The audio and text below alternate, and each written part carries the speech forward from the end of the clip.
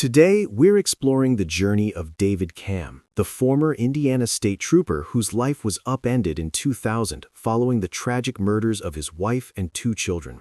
His case became a landmark in the American legal system, spanning 13 years and 3 separate trials that pitted bloodstain pattern analysis against DNA evidence. After being twice convicted and later exonerated, Camm's story remains a powerful testament to the complexities of the justice system. So, where is David Camm now? Let's find out. Following his final acquittal in 2013, Camm embarked on a long journey to seek compensation for the 13 years he spent behind bars.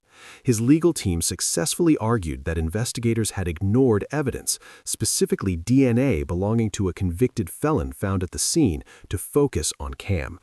In 2022, he reached a significant milestone when he settled a civil rights lawsuit against Floyd County and several investigators for over $9 million. Since then, he has focused on rebuilding a life that was paused for over a decade, using his experience to advocate for those he believes are wrongfully accused. Camm has largely moved out of the public eye to prioritize his privacy and a sense of normalcy. While he occasionally appears in true crime retrospectives or at legal seminars to discuss forensic science errors, he has chosen a quiet path.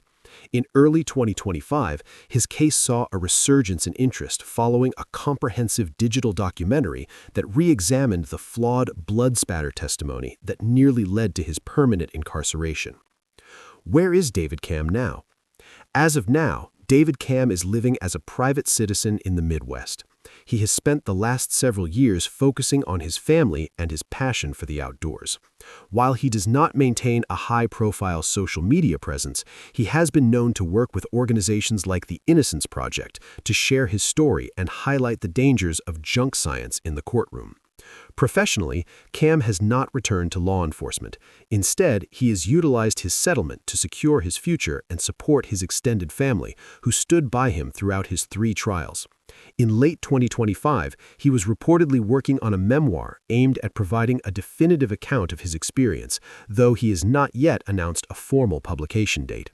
He remains a vocal critic of the specific investigative techniques used in his case, often contributing to legal journals regarding the necessity of DNA-first investigations.